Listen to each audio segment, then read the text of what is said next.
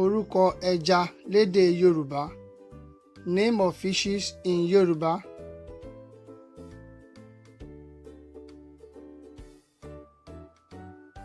Yányàn, shark.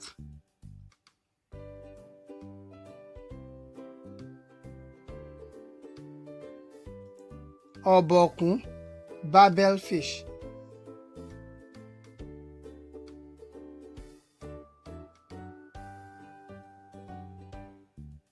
Ẹja abó, Moses fish. Ẹja àrọ̀, catfish.